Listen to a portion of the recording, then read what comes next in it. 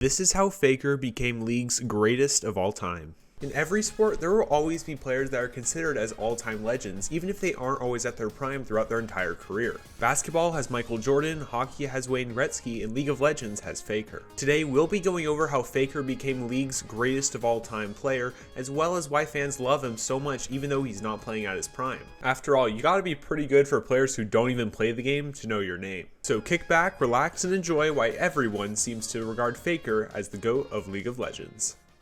Every hero has his humble origins, and Faker is no different. Growing up, Faker had been a fan of MOBA games Chaos and Warcraft 3, and while he was in high school in 2011, he came across the game League of Legends for him to try his skillful hand at. He would quickly pick up the game and find that yeah, he was pretty decently good at it. Though it was a risky move, Faker would drop out of high school and join the team SKT T1K as their starting mid laner for the upcoming season. And side note, the high school that Faker dropped out of was actually the exact same high school that DRX's ADC Deft went to. After stomping professional players like it was solo queue, Faker and the rest of SKT T1K would go on to place third in the spring split, followed by ultimately getting first in the summer split heading into Worlds that year. And how did they do in Worlds? SK Telecom are just rolling through. The Nexus turrets are potentially going to go down. This could be a 20-minute game for SK Telecom. They will be the Season 3 World Champions here at the Staples Center. Yeah, they did pretty alright. Now obviously winning Worlds is pretty cool and all, but that's still a team effort, and there were two things Faker did that would ultimately allow him to stand out as a truly star player.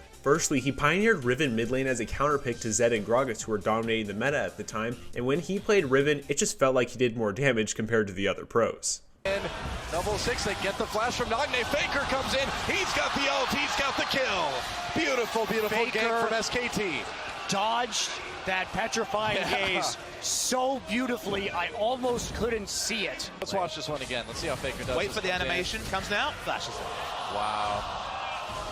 Beautiful.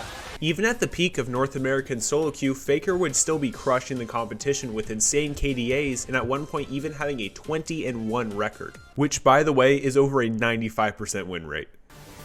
Oh my god.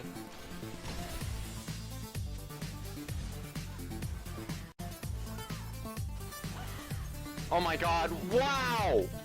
What the best Riven NA move over?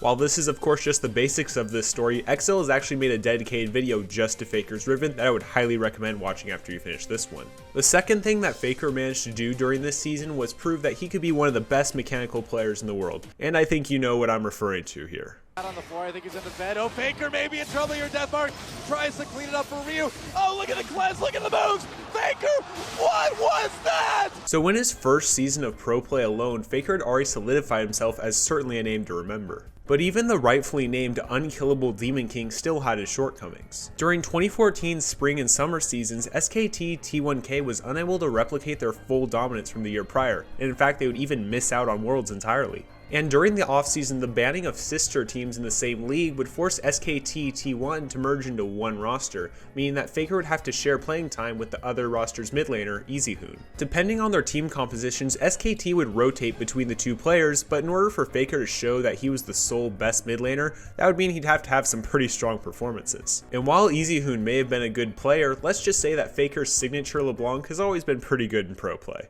They do catch Bengi though. Bengi trying to get away. Faker is going to prevent that from happening though. Wow, double kill for Faker. Now Bang. He's going to be looking for some resets. Duke getting a bit low, and with that slow, maybe he'll get away. Wolf coming in. Faker. Can he make something happen? Oh, really nice use of the spell he said. Yeah, it's a quadra kill for Faker.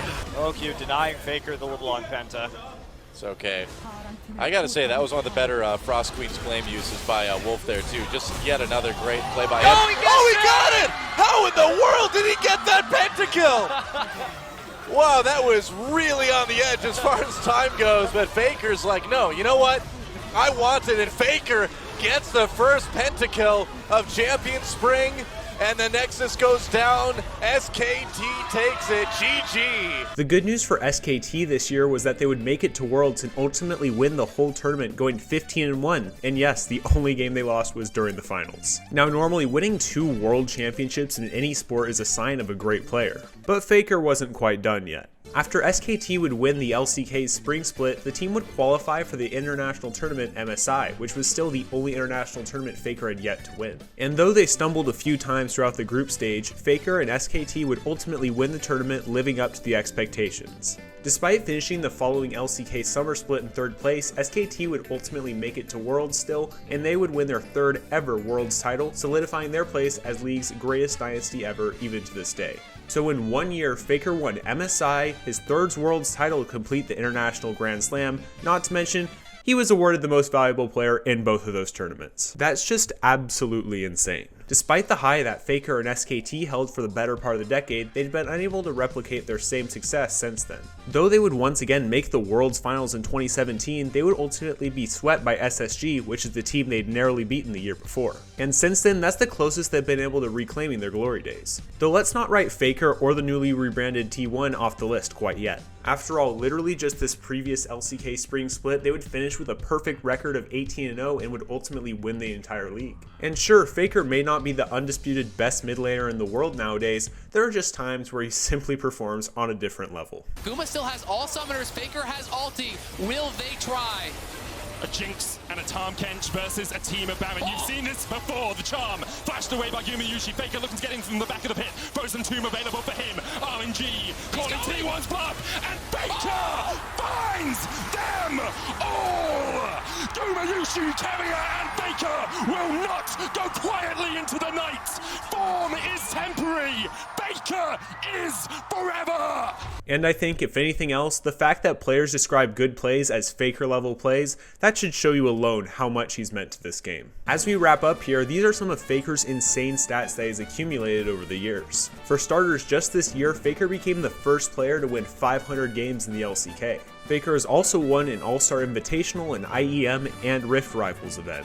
He's won MSI twice, Worlds 3 times, and won MVP in both tournaments. Not to mention, he is a 10-time LCK champion, having won Player of the Season 3 times. That's just absurd. Okay, what else do we have here? Remind them they can subscribe for more content. Well, yeah, duh, they already know that. Thanks for taking the time to stick all the way through this video. You can feel free to check out either of these videos coming up right beside me in just a moment. And with that being said, have a great rest of your day or night, and I'll catch you all in the next one. Later!